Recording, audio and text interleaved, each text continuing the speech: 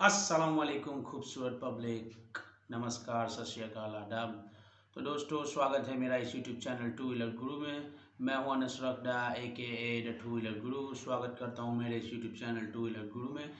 तो दोस्तों, to wheeler गुरु के पिछले के एपिसोड में आपने देखा कि हमने एक बाइक खरीदी थी।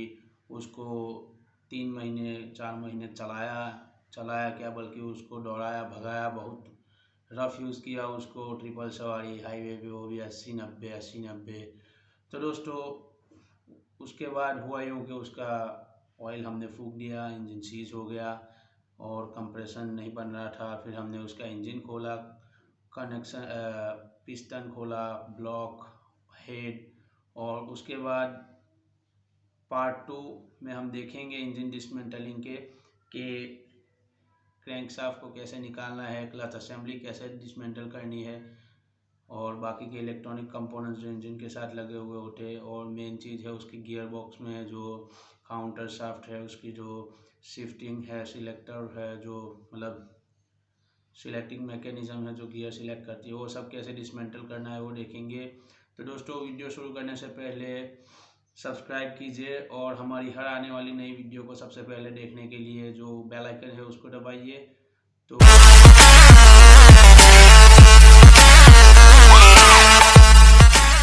हमारे पास जो टूल्स है वो मैंने अब पहले पार्ट में ही बताया था कि मतलब वो उतने कैपेबल नहीं है। तो और वैसे भी हमारे पास जो स्पेशल टूल्स होने चाहिए इंजन को खोलने के लिए वो फ़िलहाल अवेलेबल नहीं है। तो हम मेरे दोस्त के गैरेज पे जाएंगे। मेरे घर से तकरीबन 300-400 मीटर पे है वो घर, उसका गराज। तो अपने चलते हैं जाहिद भाई के गराज पे, इंजन को एक्टिवा पे लाद के उसको ले चलते हैं। तो चलिए दोस्तों, शुरू करते हैं।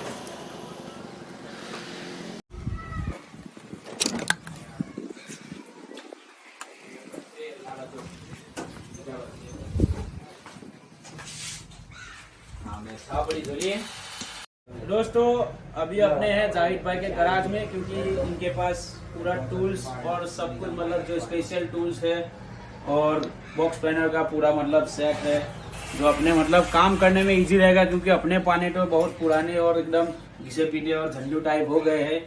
तो दोस्तों, इसको गियर बॉक्स को डिसमेंटल करने से सबसे पहले अपने इसका ऑयल ड्रेन कर लेना है। ऑयल ड्रेन करने के लिए हमें एक 19 नंबर का बॉक्स, रेचेट और कनेक्शन ले लेता हूं।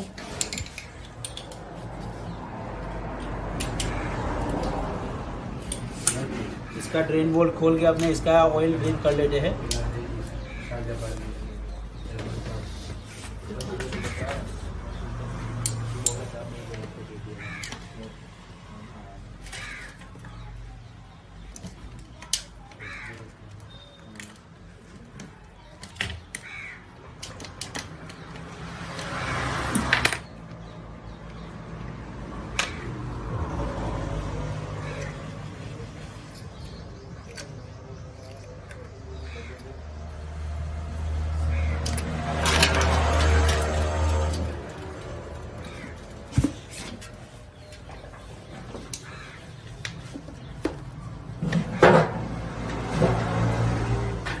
इसके बाद अपने इसका ऑयल फिल्टर खोल लेंगे और एग्जिस्टिंग ऑयल पूरे फ्लोर पे ना फैले, इसलिए अभी इसका केप लगा देते हैं अपने। ऑयल फिल्टर खोलने के लिए हमें यहाँ पे जो 8 नंबर के 3 बोल्ट है वो खोल लेंगे।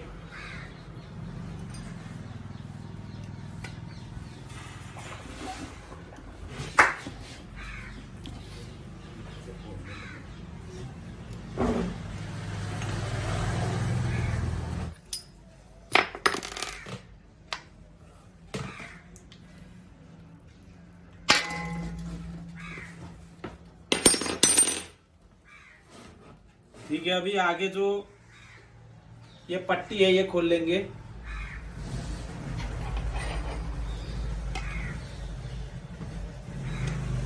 ये पट्टी के ऊपर क्लच केबल बैठता है।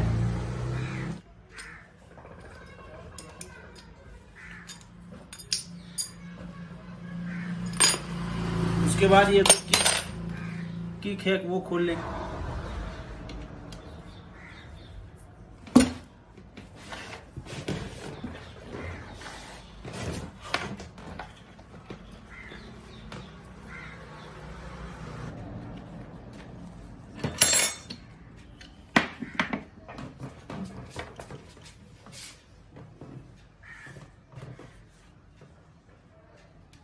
उसके बाद स्टार्टर मोटर निकाल लेंगे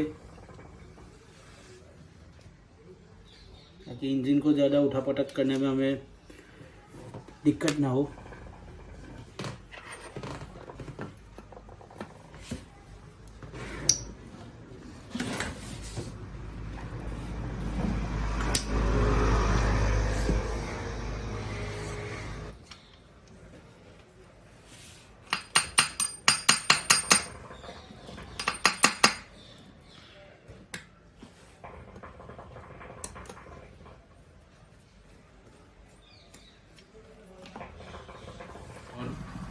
ये ओरिंग है, इसको भी नुकसान ना पहुंचे।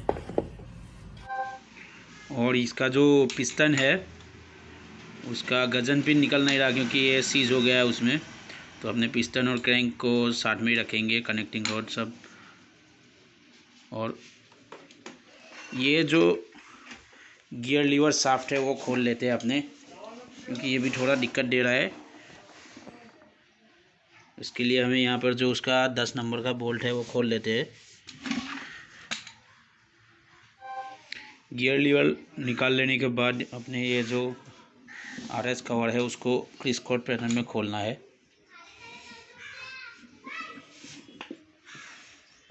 ये पूरा आरएस कवर जो 8 नंबर के जितने भी बोल्ट है ये पूरे मतलब जितने भी है वो सब खोल लेने हैं। 8.5 नंबर के बोल्ट क्रिस क्रॉस पैटर्न में खोलने के बाद ये जो आरएस कवर है उसको रबर हैमर से हम थोड़ा टैप कर लेंगे।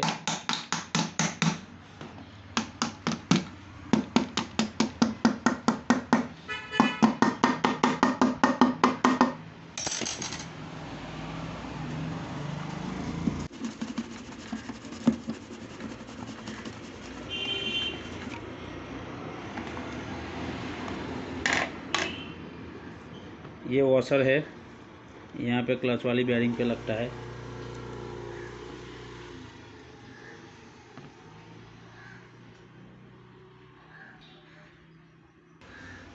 उसके बाद ये जो किक शाफ्ट है वो निकाल लेंगे।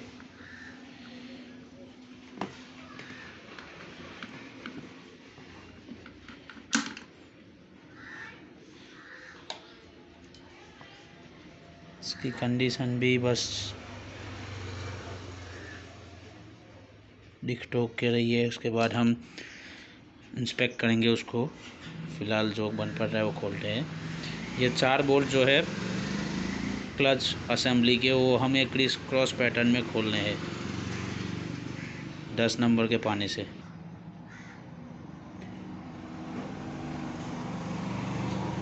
ये जो क्लच हाउसिंग के 4 बोल्ट है क्लच असेंबली के वो क्रिस क्रॉस पैटर्न में खोलने के बाद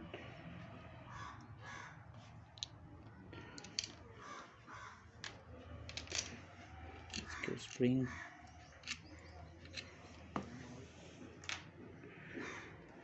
जैसा कि आप देख सकते हैं, जिस भी मैकेनिक ने इसको पहले खोला है वो बहुत ही इम्प्रॉपर तरीके से इसके ऊपर फटके मार के इसको खोला है और ये जो नट है उसको भी डैमेज किया है, आप देख सकते हैं। अभी इस नट को हम खोल लेंगे। एंटी क्लॉकवाइज ये टाइट होती है और क्लॉकवाइज ये खुलती है। दोस्तों, क्लच कटोरे और इसकी नट को खोलने के लिए मतलब हमें ये स्पेशल टूल की ज़रूरत पड़ेगी और ये स्पेशल बॉक्स पैनर है। जिसे हम रैचेट और छोटा सा कनेक्शन लगा देंगे, जिसके साथ ये यहाँ पे ऐसे लग जाएगा।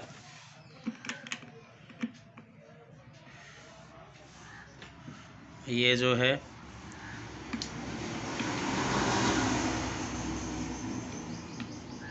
यहाँ इसके साथ अटैच हो जाएगा। उसके बाद दोनों हाथों से हमें इसे खोल लेना है रैचेट या हैंडल की मदद से।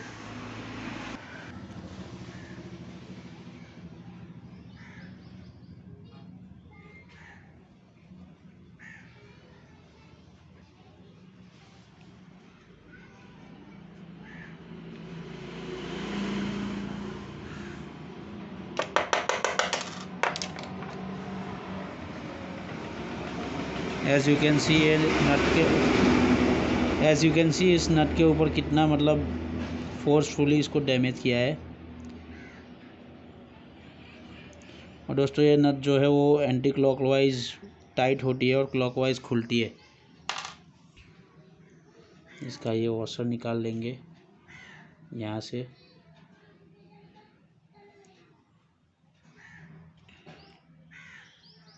और पूरी जो असेंबली है वो निकाल लेते हैं। देख लेते हैं इसमें कोई और वॉशर या ऐसा कुछ तो नहीं है। फिलहाल इसको रखते हैं साइड में।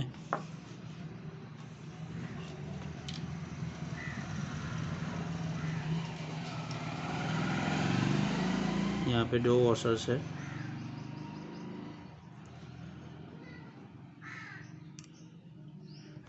गाइस ये जो किक शाफ्ट है उसके नीचे यहाँ पर भी एक वॉशर लगता है, तो उसको भी अपने संभाल कर रखना है।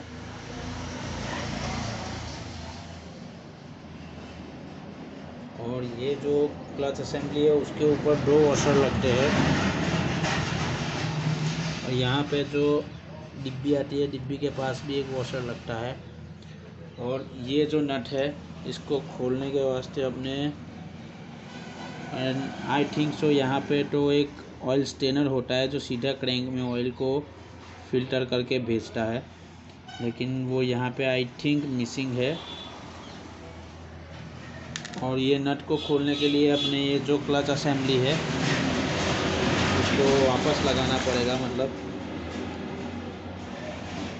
खाली उसको अटकाना है, क्योंकि ये 2 गियर जो है इसके यहाँ पर अपने स्क्रू ड्राइवर फंसाना है। अपने यहाँ पर कुछ इस तरह से स्क्रू ड्राइवर अटकाने के बाद ये जो नट है वो अपने खोल लेनी है। दोस्तों काफ़ी मशक्क़त के बाद ये जो क्रैंक की नट है वो हमने खोल ली है। और उसको खोलने में अपना जो ऑयल पंप है उसकी ये गियर भी डैमेज हो गई, लेकिन कोई नहीं, अपने को तो वैसे भी ये रिप्लेस ही करनी थी। और उसके बाद अभी ये जो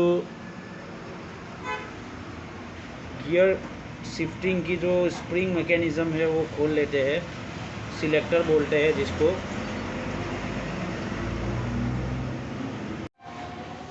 दोस्तों ये जो सिलेक्टर्स है उसका ये 10 नंबर का नट खोल के यहाँ पे एक वॉशर रहेगा उसको निकाल लेना है।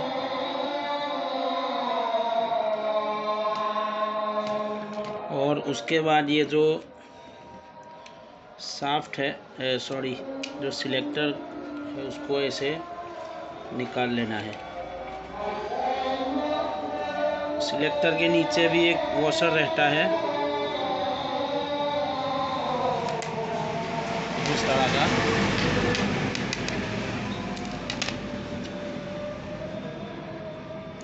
और ये स्प्रिंग है उसका। इसके बाद इसका ये जो ऑयल पंप है वो खोल लेंगे।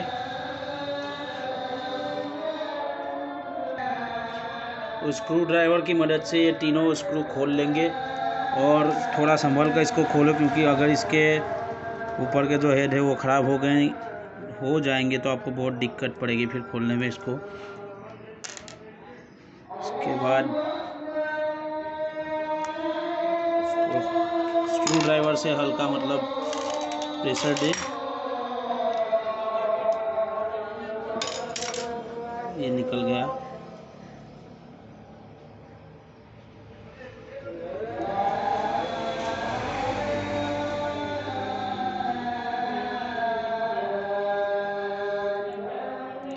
यहाँ पे भी डुअल्स है, इसकी पैकिंग है।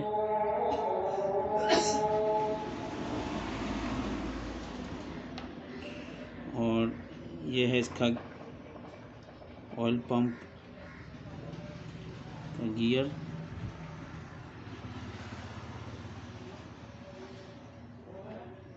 इसको भी हम बाद में इंस्पेक्ट करेंगे।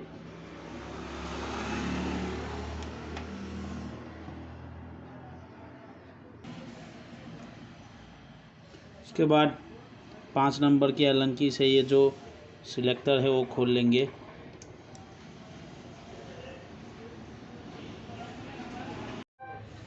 सिलेक्टर ऐसी की ये जो एलन की है वो खोलने के बाद उसमें से ये एक वॉशर निकलेगा। उसके बाद ये गियर, स्टार गियर बोलते हैं इसको, और उसके साथ उसकी ये जो रोलर्स है वो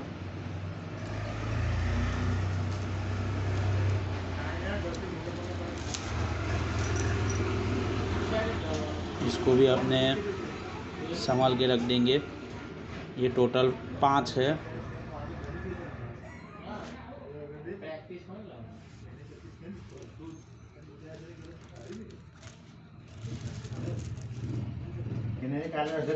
उसके बाद 5 नंबर की ये एलन की खोल के ये जो चेन गाइड है वो निकाल लेंगे। ये एलन की खोलने के बाद अपनी चेन गाइड एक अलग हो गई। उसके बाद ये जो गियर शाफ्ट है वो निकाल लेंगे।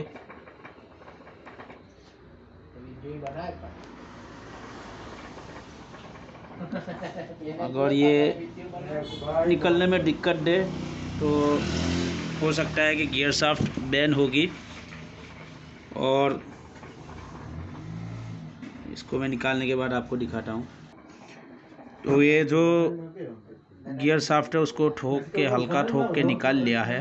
तो इसमें से इसमें हल्का बैंड है मतलब, तो ये भी रिप्लेस होगा। अभी ये जो 8 नंबर के जितने भी बोल्ट है वो खोल लेते हैं। एक इधर है, एक यहाँ पीछे है, और ये जो मैग्नेट था वो हमने हथौड़ी के फटके से उसको अलग कर दिया है। अभी ये जो क्रैंक केस के जितने भी बोल्ट है वो तो खोल लिए है, लेकिन ये जो मैग्नेट कॉयल है इसका मतलब ये जो दोनों स्क्रूज है वो बहुत ही मतलब हार्ड है, खुल नहीं रहे। और अगर इसके ऊपर और फोर्स लगाएंगे तो इसके टूटने के चांसेस है। तो अभी हम इसको छोड़ देते हैं, क्योंकि इसको अगर नहीं खोलेंगे फिर भी क्रैंक केस तो डिसमेंटल होगा। तो एक ये बोल्ट अंदर की ओर दिया है 8 नंबर का, 60वां बोल्ट है ये भी खोल लेते हैं। उसके बाद अपने एक जो लास्ट वाला बोल्ट है वो यहाँ पर लगा हुआ था, इधर बॉटम में, मतलब जो आगे का हिस्सा है वहाँ पे। मतलब टोटल 8 बोल्ट हुए, 7 छोटे और एक लंबा वाला। उसके बाद अभी इसको खोल लेते हैं।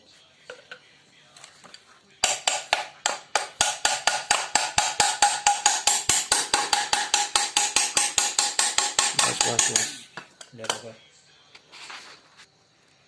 Auch geht das, du.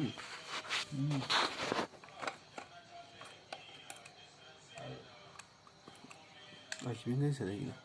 Oh, yes, ich kenne das.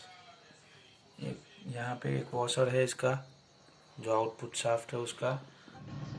तो अभी गियर बॉक्स डिसमेंटलिंग का मतलब जो नेक्स्ट और आखिरी स्टेप है, ये जो काउंटर शाफ्ट है उसको निकाल लेंगे। और उसको निकालने के लिए ये जो शिफ्ट फॉर्क्स है वो निकाल लेंगे।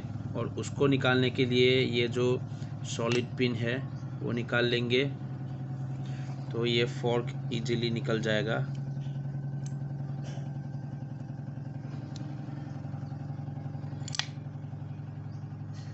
और ये फॉर्क के अंदर ये एक बूस्ट बेरिंग जैसा होता है, उसको भी अपने संभाल कर रखना है, क्योंकि अगर ये खो गया और आपने इसको ऐसे ही लगा दिया मतलब, तो फिर शिफ्टिंग में बहुत दिक्कत आएंगी, गियर्स अटकेंगे और अलग अलग आवाज़ें आएंगी शिफ्टिंग के दरमियान।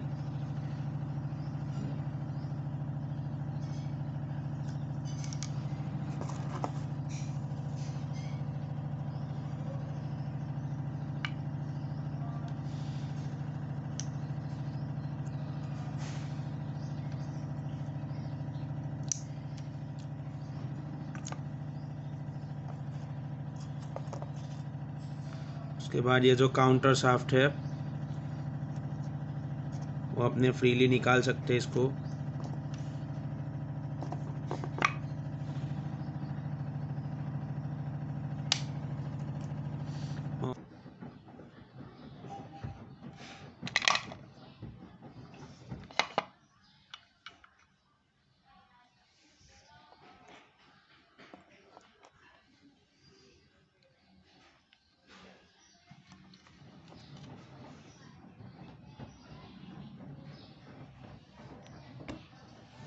यहाँ पे एक वॉशर है और ये जो क्रैंक वॉशर है उसको भी हम निकाल लेंगे। अभी इसके बाद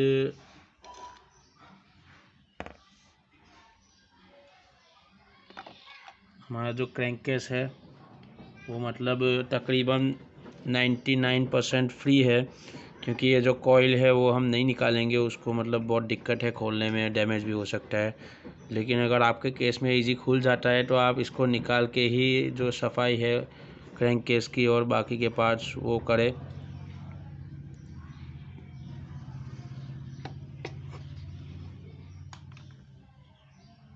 तो इसी के साथ पूरा मतलब इंजन डिसमेंटलिंग का जितना भी प्रोसीजर है वो ख़त्म हुआ।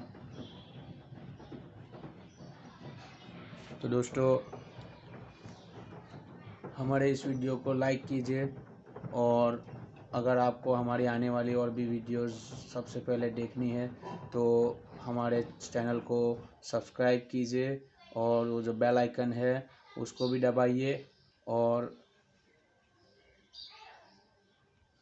कुछ नहीं। तो मिलते हैं अगले एपिसोड में।